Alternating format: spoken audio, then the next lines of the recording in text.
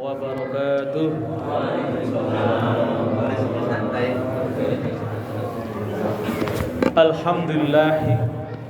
Alhamdulillahi wa kafa, wassalatu wassalamu ala nabiyil mustafa wa ala alihi wa ashabihi ahlas sidqi wal wafa. Rabbana shrah lana sudurana wa yassir lana umurana wahlul 'uqdatam min alsinatina yafqahu aqwalana, amma ba'd. Jamaah salat Isya dan tarawih rahimakumullah. Pertama-tama marilah kita panjatkan puji syukur kehadirat Allah Subhanahu wa taala bahwasanya kita semua masih diberi kesempatan. Setelah diberi kesempatan, memiliki kemampuan. Setelah diberi kemampuan, memiliki kemauan untuk menjalankan salah satu syariat agama, yakni menjalankan sholat Isya, tarawih, dan juga puasa. Karena banyak juga sebagian saudara kita memiliki kemampuan tapi tidak memiliki kemauan, memiliki kesempatan juga tidak memiliki kemauan, maka tidak terlaksana. Kemauan tidak terlaksana untuk menjalankan syariatnya. Maka di sini kemudian syukur patut kita panjatkan kepada Allah atas karunia yang begitu melimpah yang diberikan kepada kita semua. Salawat serta salam senantiasa tercurahkan ke hadirat Nabi besar Muhammad sallallahu alaihi wasallam, dan kita sebagai pengikutnya yang senantiasa mencintainya juga bersalawat kepadanya sebagai bukti cintanya, dan mudah-mudahan itu semua akan menjadi wasilah bagi kita semua untuk mendapatkan syafaatnya di yaumil qiyamah nanti. Amin amin ya rabbal alamin. Jamaah rahimakumullah, di malam yang ke-17 ini, malam yang sangat bersejarah, malam yang memiliki makna yang mendalam, malam yang menjadikan kita menjadi kaya raya secara rohani, di mana pada tanggal itu terjadilah satu peristiwa besar yang disebut dengan nuzulul Quran, turunnya Al-Quran. Tapi turunnya Al-Quran inilah turunnya Al-Quran dari langit kepada Rasulullah, di mana ayat pertama yang turun adalah surat Al-Alaq 1-5. Iqra bismi rabbikal ladzi khalaq, khalaqal insana min 'alaq, iqra wa rabbukal akram. Surat Al-Alaq ayat 1-5 yang titik tekannya itu adalah qiraah. Qiraah itu berbeda dengan tilawah. Sebelum kita jabarkan ini, mudah-mudahan malam ini bisa tuntas ya. Karena banyak sekali, kalau mau dituntaskan banyak sekali. Sampai kepada hikmah dan juga apa yang harus kita lakukan dengan kemuliaan kita diberi Al-Quran. Tapi yang perlu diketahui oleh kita semua adalah ketika Allah berfirman, "Sahru Ramadhan alladzi unzila fihil Qur'an hudal linnas wa bayyinatin minal huda wal furqan." Ini menginformasikan tentang kemuliaan bulan Ramadan. Salah satunya adalah karena di dalamnya ada peristiwa besar, yaitu turunnya kalamullah kepada semua para nabi. Itu terjadi pada bulan Ramadan. Suhuf Ibrahim. Tahu suhuf Ibrahim? Kalau umat Islam itu dapat Quran, kalau umatnya Nabi Ibrahim itu dapatnya suhuf. Ya Quran, cuman namanya suhuf. Lembaran. Suhuf itu kalau bahasa letterleknya disebut lembaran. Lembaran. Sohifah. Suhuf Ibrahim itu turun pada awal Ramadan. Kitab Injil turun pada tanggal 18 Ramadan. Kitab Taurat turun pada tanggal 13 Ramadan. Nah, Quran itu turun pada tanggal 24 Ramadan. Qil. Jadi dari Allah, dari Lauhil Mahfuz ke langit itu turunnya pada tanggal 24. Qil ya. Karena di situ terjadi perdebatan. Tapi dari langit ke Rasulullah itu terjadi pada tanggal 17. Nah, yang diperingati kita pada umat Islam dan pada malam hari ini adalah turunnya dari langit sampai kepada Rasulullah Sallallahu Alaihi Wasallam. Kenapa peristiwa-peristiwa mulia itu terjadi pada bulan Ramadan? Disitulah yang kemudian kita perlu menggali lebih dalam. Ramadan ketika itu dijadikan sebuah kata yang terpisah, itu adalah nama Allah. Ramadan itulah nama lain dari Allah Subhanahu wa taala. Maka kalau nyebut Ramadan itu pada kita nyebut nama Allah. Dan bulan yang itu identik atau menggandeng nama Allah ya Ramadan. Maka kalamnya diturunkan pada bulan Ramadan semuanya. Suhuf, Taurat, Injil, Zabur dan juga Quran semua diturunkan pada bulan Ramadan. Termasuk kemudian bulan Ramadan lalu kemudian dilabelkan, diberikan hadiah kepada umat Rasulullah sebagai bulan yang penuh rahmat, bulan yang penuh kemuliaan, bulan yang penuh keberkahan. Namun sayangnya kita banyak yang tidak memahami kalau bulan Ramadan itu penuh rahmat. Saya teringat dengan sebuah hadis ini ketika berbicara tentang rahmat. Rasul pernah bersabda begini, la yadkhulunal jannata bi'amalihi wala ana illa birahmatillah. Jadi orang itu tidak bisa masuk surga kalau hanya mengandalkan amal kebajikannya. Kita tidak akan bisa masuk surga kalau hanya mengandalkan amal ibadah kita. Termasuk anak, kata Rasul, termasuk saya. Rasul sendiri menyadari kalau beliau tidak bisa masuk surga. Sempat jadi heboh ya, bahwasanya Rasul tidak bisa masuk surga. Padahal itu rujukannya lah hadis riwayat Muslim. Rasul sendiri menyatakan saya pun tidak bisa masuk surga. Jadi kalau kita mengandalkan amal ibadah kita, amal soleh kita, nggak bisa masuk surga. Maka Rasul dalam akhir hadisnya illa birahmatillah, kecuali karena turunnya rahmat Allah. Nah sekarang rahmat Allah itu ada di mana? Rahmat ada di sini apa yang rahmat? Rahmat Allah itu salah satunya adalah di bulan Ramadan, yang di dalamnya Quran turun, di dalamnya kalamullah turun. Rahmat, kasih sayang Allah diturunkan kepada umat-umatnya, kepada makhluknya, termasuk kepada umatnya Nabi Muhammad Sallallahu Alaihi Wasallam. Dan kita wajib bersyukur. Kenapa? Karena kita tahu dan kita diberi kesempatan untuk menikmati bulan Ramadan. Kenapa bulan Ramadan disebut bulan rahmat? Kita kan sering mudah ya ketika ada ulama membagi 10 hari pertama rahmat, 10 hari kedua maghfirah, 10 hari ketiga idqum minan nar. Itu dhaif. Jangan dilihat dari sisi itu. Memang dhaif, tapi sebagian fadhil amal itu luar biasa hikmah dalamnya. Karena di dalamnya ada rahmat. Saya akan coba singkat di mana nilai rahmatnya itu. Yang pertama saya ingin mencoba kita ulas tentang hitungan waktu.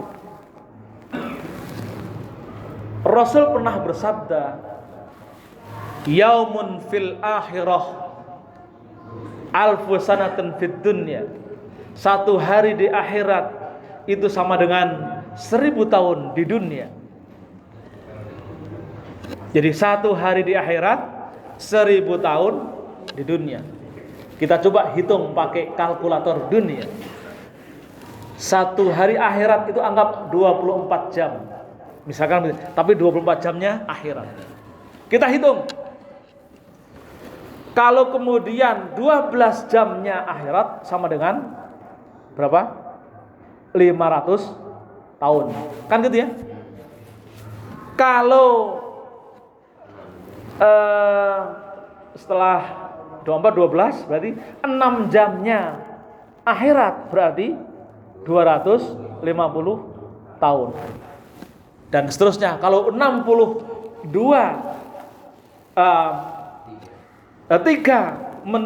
jamnya akhirat berarti 160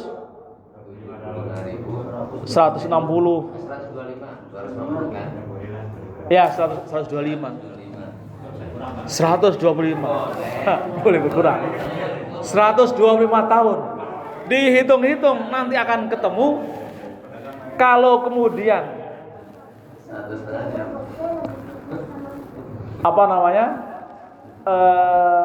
kita diberi 63 tahun, kira-kira berapa menit? Nah, kira-kira kan gitu ya.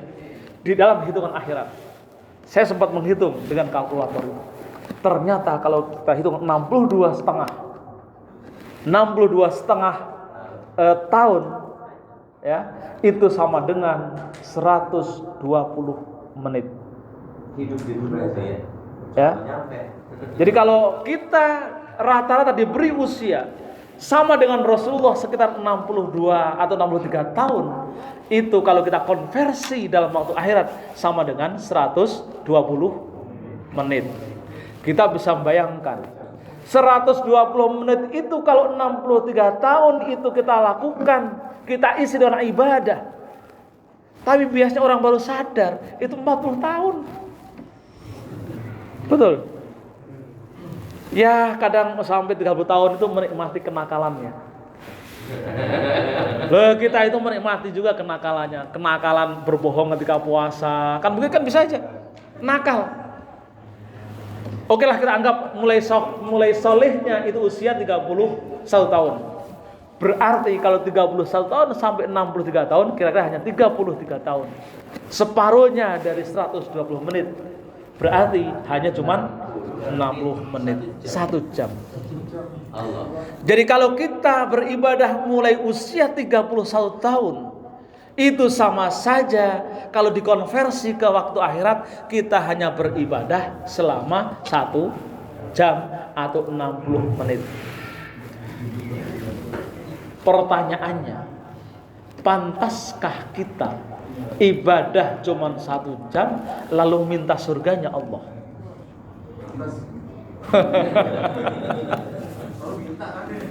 Minta. Ibaratnya kalau Anda sebagai majikan punya tukang jam kerjanya jam 8 sampai jam 5, jam 9 udah berhenti, lalu minta upah. Kira-kira Anda sebagai majikan ngasih atau ngasih? Ngasih pun. Itu kan menjadi pertanyaan. Hanya orang yang soleh, kholis, yang baik yang bisa memberikan upah penuh meskipun tukang itu kerjanya cuma 1 jam. Tapi kalau manusia biasa mesti diikuti dengan kata-kata ngerundel, jengkel, ini baru 1 jam sudah minta upah penuh. Kan kira begitu kan? Kira-kira Allah seperti itu atau tidak kalau diminta? Ya, disitulah Allah tidak akan murka ketika kemudian Allah menurunkan rahmatnya. Dan rahmatnya itu hanya didapat terbesar adalah di bulan Ramadan, ketika namanya disebut, ketika kalamnya dibaca, ketika kalamnya dikaji, maka rahmat Allah turun. Maka kemudian jamaah sekalian, bulan Ramadan itu menjadi syahrul rahmah. Karena bagi orang biasa saja itu udah 10 kali lipat pahalanya, nilainya. Maka syahrul Ramadan itu disebut sebagai bulan menghitung pahala, karena rahmat Allah turun. Bayangkan orang 1 kali sholat nilainya 10 kali lipat. Itu kalau yang biasa.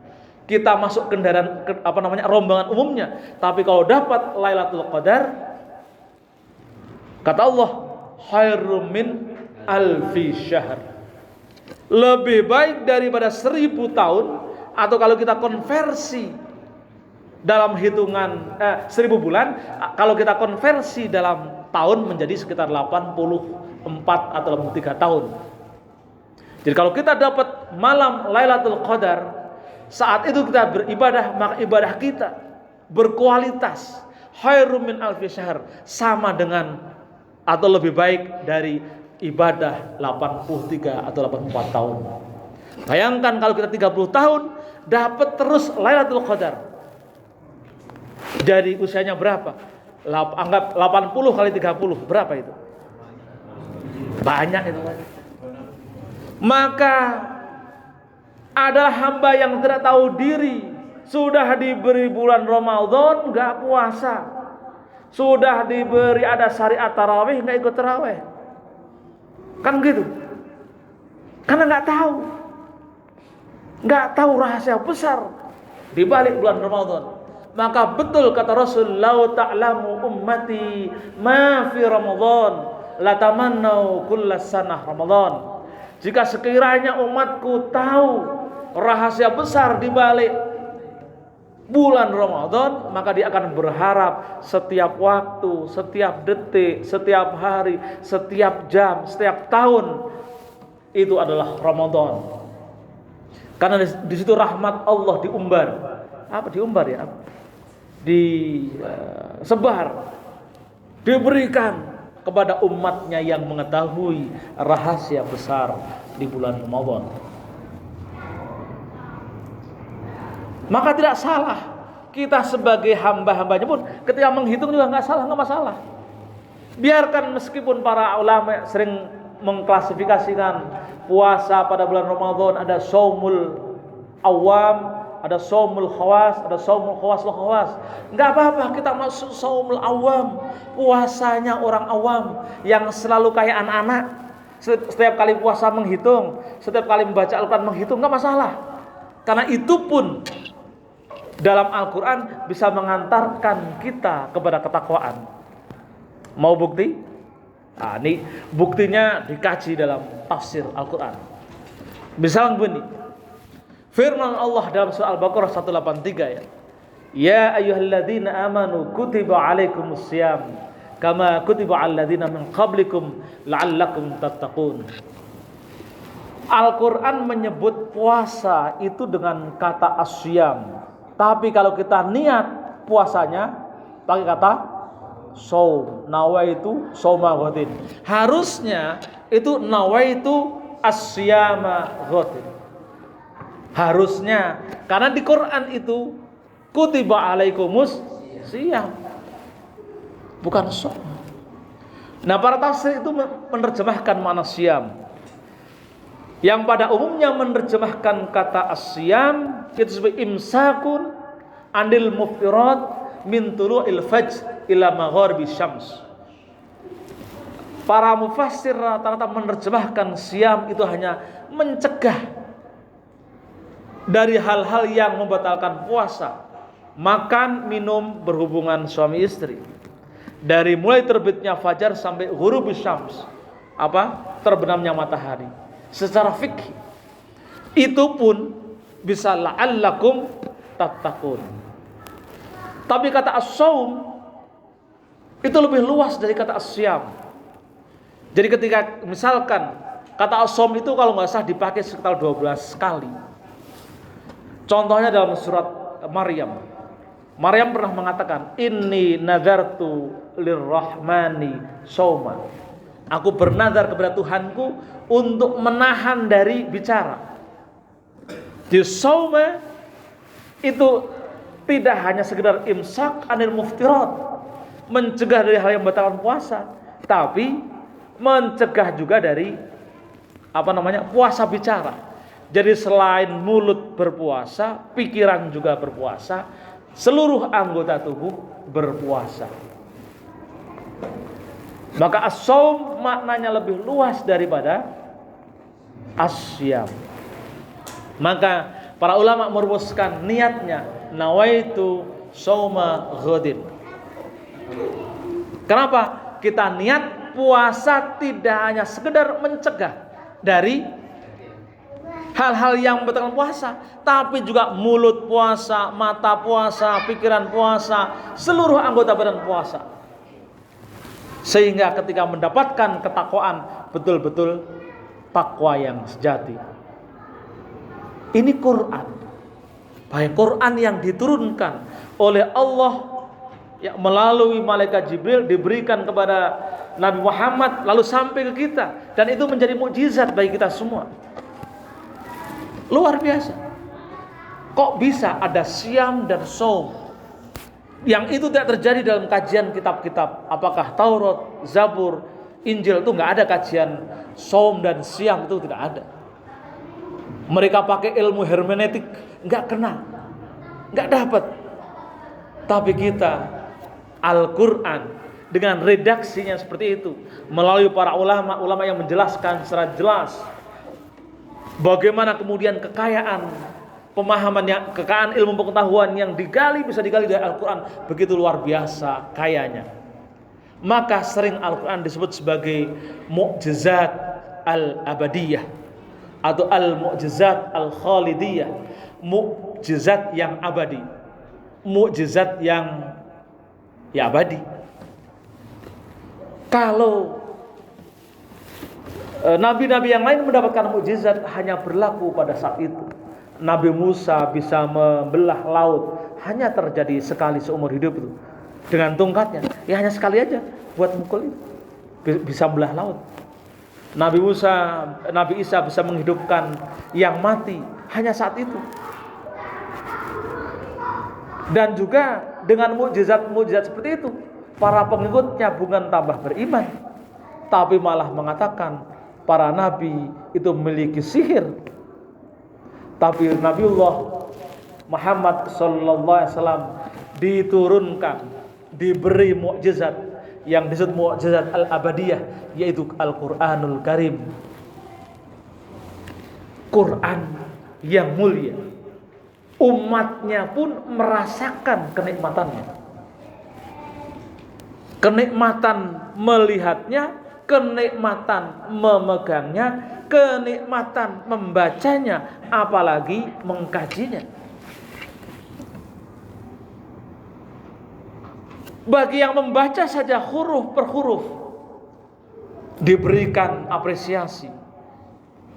Yang membaca tergagap-gagap, terbata-bata, itu juga diberikan apresiasi. Kan ada hadisnya, al-mahir fil qiraah ma'al kiramil bararah. Orang yang pintar ketika membaca Al-Quran, maka pada dirinya disertai para malaikat yang mulia, didampingi para malaikat yang mulia. Jadi kalau kita pintar, bacanya bagus, malaikat bersama kita. Walladzi yatakakka fil qiraah lahu ajrani.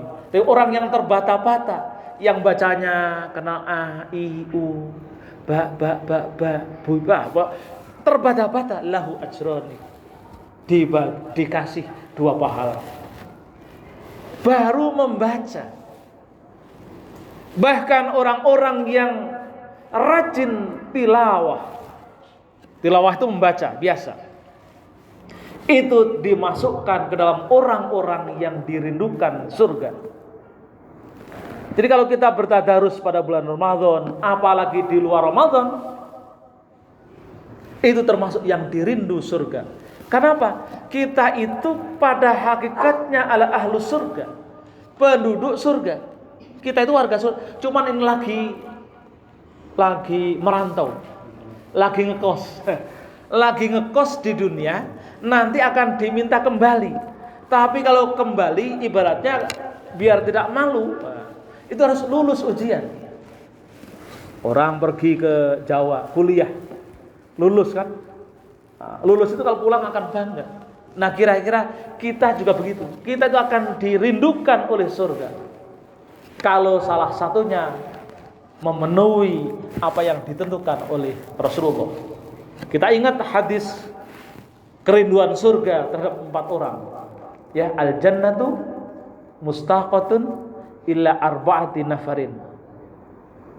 Surga merindu kepada 4 orang. Saya akan sebut satu saja. Yang pertama adalah talil Quran.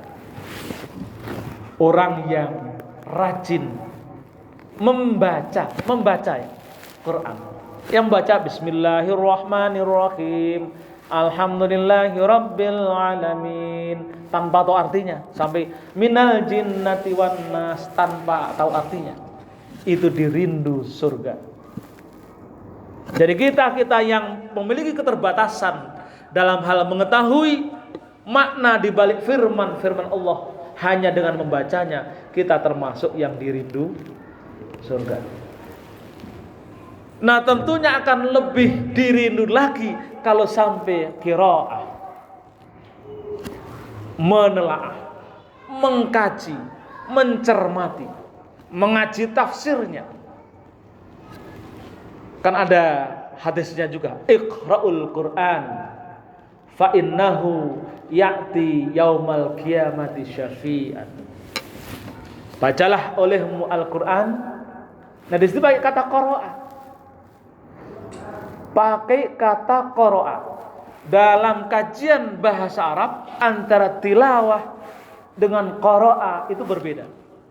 Kalau tilawah tadi seperti tadi, membaca sesuai makharijul huruf, tajwidnya dipakai meskipun kita tidak tahu makna dari ayat atau firman Allah. Tapi kalau qiraah, dia membaca Al-Quran dan tahu maksudnya, tahu maknanya, tahu perintah di dalamnya. Fa innahu ya'ti yaumal qiyamah syafi'an atau syafi'an. Maka dia akan datang pada hari kiamat itu memberi syafaat. Apa makna memberi syafaat itu? Di dalam hadis yang lain sebenarnya ada yang menyebutkan begini. Jadi yataqaddamahu suratul Baqarah wa suratul Imran. Jadi akan tampil, akan muncul nanti surah Al-Baqarah dalam bentuknya, fisiknya. Ali Imran akan muncul dalam bentuk fisiknya. Ini sama kasusnya dengan sebuah hadis yang menceritakan tentang fadilah surah Al-Mulk, ya, surah Al-Mulk. Di dalam hadis tentang surah Al-Mulk, barang siapa yang menghafal surah Al-Mulk, kan gitu ya, maka dia akan menjadi syafi'an, akan datang lalu akan jagain kita.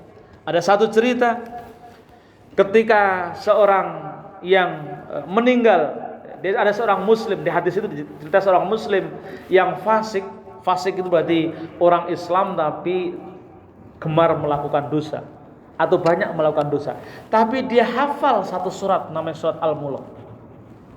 Lalu ketika masuk di dalam kubur, malaikat azab datang. Tentunya setelah mengikuti protokol tertentu ya.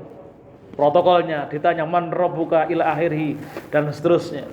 Karena ada yang tercatat dia termasuk orang fasik, maka satulah dia harus siap menerima siksaan dari malaikat azab di alam kubur. Tapi apa yang terjadi? Surat Al-Mulk keluar dari jasad muslim tadi, yang fasik tadi. Lalu terjadi dialog antara surat Al-Mulk dengan malaikat. Apa yang didialogkan? Dia tanya kepada malaikat, "Hei malaikat, tahukah siapakah aku?" Malaikat menjawab, "Tidak tahu." Karena malaikat itu bodoh.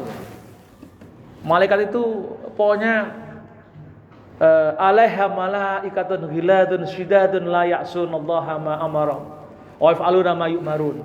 Malaikat itu sesuai dengan protap. Kalau pertanyaannya begini, nggak bisa jawab ya pukul. Nah, gebuk, siksa. Kalau tugasnya suruh jagain saja. lebih pintar kita dari malaikat. Maka ketika surah Al-Mulk keluar dari badannya, ya malaikat nggak tahu. Maka dia bilang, aku adalah kalamullah, aku adalah kalam Tuhanmu. Kira-kira begitu ya. Yang kemudian terjadi dialog. Malaikat bilang, tapi saya disuruh oleh Allah untuk menyiksa sang muslim yang fasik tadi. Hei malaikat, protes surat Al-Mulk. Protes. Tahukah kamu kalau engkau juga menyiksa jasad si muslim fasik ini, maka sama saja Anda menyiksa kalam Tuhan. Anda tidak menghargai kalam Tuhan. Sampai sebegitu, membela. Jadi syafi'an di alam barzah aja sudah, di alam kubur sudah syafi'an, sudah menolong kita. Muncul dalam bentuk fisik, lalu kemudian menghalangi malaikat yang akan mengadabnya. Apalagi nanti di akhirat kan gitu. Kalau dalam hadis yang lainnya tadi, wa yataqaddamu surah Al-Baqarah, maju nanti surah Al-Baqarah, maju surah Al-Imran, itu akan syafi'an liqari'i, akan memberikan syafaat kepada para pembacanya. Kulhu. Mudah-mudahan. Mungkin di dalam hadis itu enggak sempat nyebut itu surat itu, hanya yang besar-besar aja. Coba kalau disebut semua sampai wakulhu gitu. Sampai Anas. Mudah-mudahan. Maka yang terpenting sebenarnya jamaah sekalian, di bulan Ramadan sebagai tolak ukur keimanan dan keberislaman kita, maka yang tertinggi sebenarnya bagaimana kita bisa menjalankan ibadah kholisatan, meskipun masih menghitung-hitung angka pahala, tapi kita menjalankan itu dengan kholisatan lillahi azza wa jalla. Jadikan keikhlasan sebagai pondasi dalam melakukan ibadah itu. Maka aman kalau sudah nanti imbasnya di luar Ramadan kita akan senantiasa beribadah dengan ikhlas karena Allah Ta'ala. Memang di dalam bulan Ramadan termasuk membaca Al-Quran itu banyak iming-imingnya. Iming-iming hitung pahala itu banyak sekali. Makanya kalau kita menghitung, ya nggak salah, nggak apa-apa. Memang kualitas Islam kita masih kuantitatif. Kan gitu, baca Quran dihitung pahala. Kan ada hadisnya juga kan.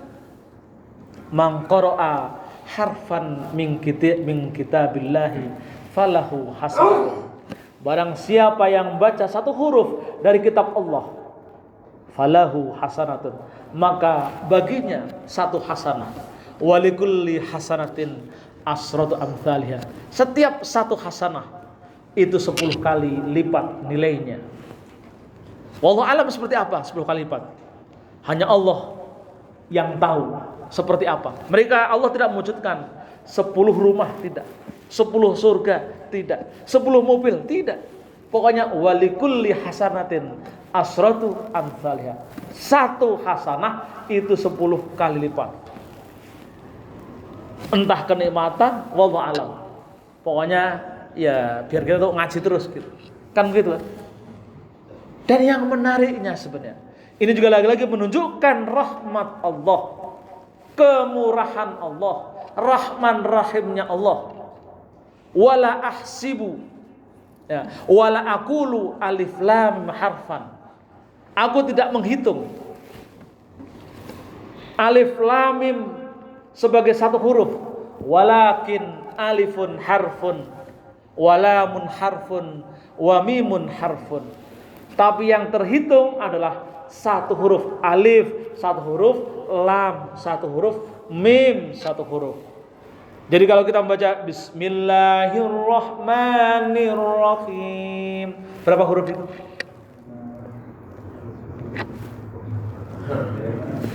Mau ngitung repot kan? 19. Alhamdulillahirabbil alamin. Berapa huruf? Nggak usah dihitung. Kalau Anda sudah nggak ngitung, udah ikhlas. Kalau masih ngitung dari alif lam sampai anas, itu kelihatan baca Qur'annya nyari hitungan. Kan gitu. Jadi kalau sudah menghitung, kita punya target hafal, nggak pernah menghitung berapa ayat, berapa huruf, maka itu kita sudah masuk kategori ikhlas insya Allah. Jadi baru membaca, Allah sudah memberikan iming-iming pahala sekian banyak. Betapa besar rahmat Allah diturunkan pada kita. Maka kita sebagai umat Nabiullah Muhammad SAW ketika diberi usia hanya sekitar 63 tahun rata-rata. Ya bisa di bawahnya, bisa di atasnya. Sedikit secara kuantitas, tapi kualitasnya bisa seperti para nabi-nabi sebelumnya. Nabi Adam 1000 tahun. Hidup 1000 tahun itu seperti apa ya? Betapa betapa lamanya hidup itu 1000 tahun. Kalau kita 100 tahun aja sudah menyengsarakan orang, ya kan? Malah kita bersyukur kalau meninggal cepat sebelum sakit yang mengidap penyakit tua. Udah meninggal, berharapkan begitu, biar tidak menyengsarakan orang. Tapi karena kita rajin mengisi kegiatan bulan Ramadan dengan ibadah, dengan tilawah, maka rahmat Allah turun. Jadi meskipun usia 63 tahun, tapi secara kualitas sama dengan umat sebelumnya yang mereka hidup 100 tahun, 500 tahun, 700 tahun, bahkan 1000 tahun. Itu contoh. Kenapa kemudian dengan adanya bulan Ramadan, hadis yang awal tadi saya bacakan, illa birahmatillah, disitulah rahmat Allah. Maka sekali lagi jamaah sekalian, maka menjadi tidak tahu diri kalau kita sebagai umat Rasulullah tidak pernah bersyukur atas nikmat yang diberikan kepada kita semua. Menjadi tidak tahu diri, sudah dikasih bulan Ramadan yang penuh rahmat, tapi tidak diisi dengan aktivitas ibadah secara maksimal. Meskipun padahal ibadah itu juga bisa kita perluas maknanya, bukan hanya dalam bentuk sholat tarawih, bukan hanya dalam bentuk membaca Al-Quran, bukan hanya dalam bentuk sholat sunat. Kita bekerja pun adalah ibadah. Tapi yang terpenting di awal ketika kerja, niatkan lillahi azza wa jalla. Maka itu akan menjadi ibadah. Bagi ibu-ibu, mendidik anak itu juga ibadah. Kan gitu ya. Memasakkan untuk suami, untuk keluarga juga ibadah. Kalau kita menyadari amaliyah itu sebagai ibadah, maka tidak akan ada kemarahan, tidak akan ada kegerundelan bagi kita semua. Bekerja, mencari uang, berangkat pagi, pulang malam, giliran gaji diminta istri, enggak ada kegerundelan karena memaknai isu ibadah. Bagi yang di rumah menjaga anak, mendidik anak, tidak ada kemarahan atau kejengkelan atau memarahi si anak. Kalau dia maknai mendidik anak itu adalah ibadah. Kan gitu.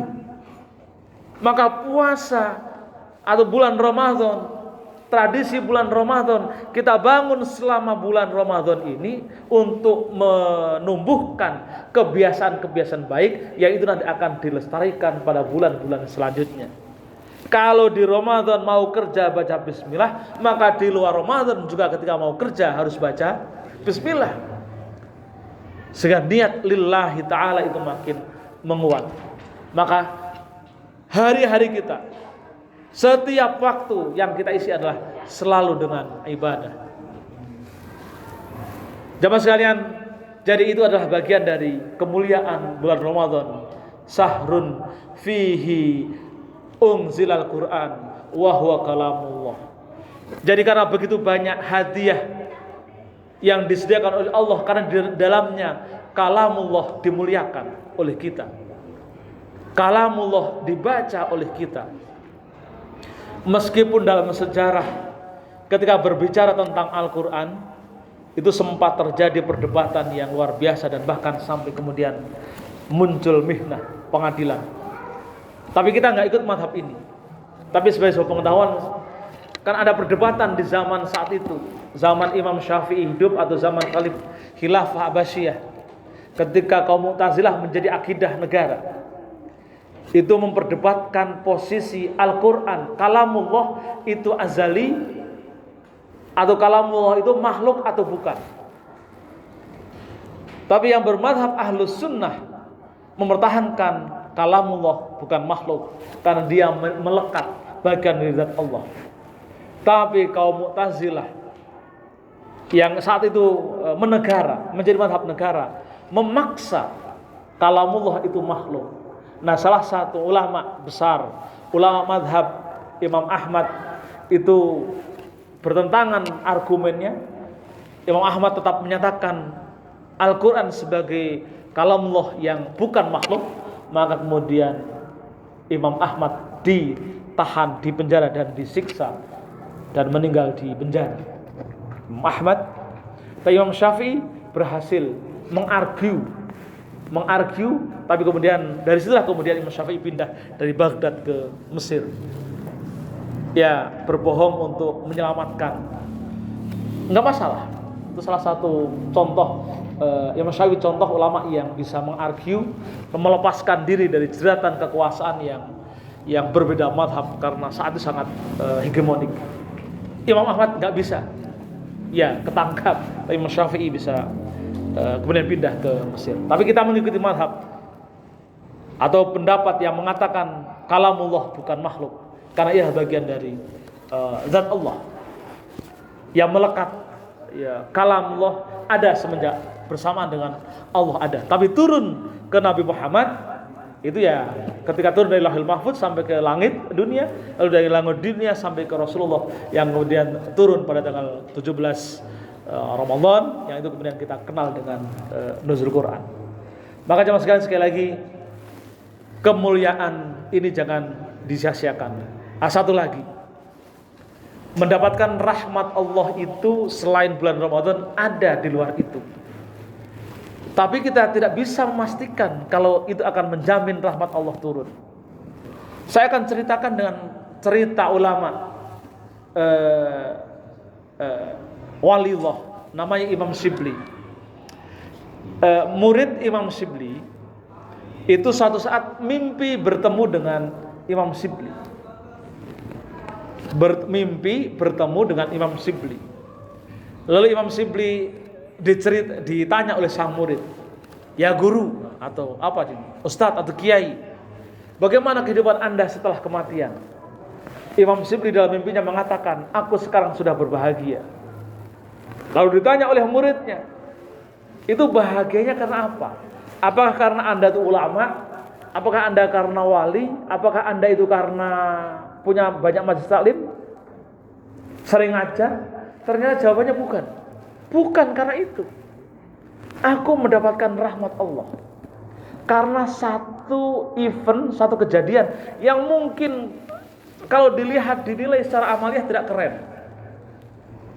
keren. Kamu ingat ketika di dalam majelis taklim saya membawa anak kucing.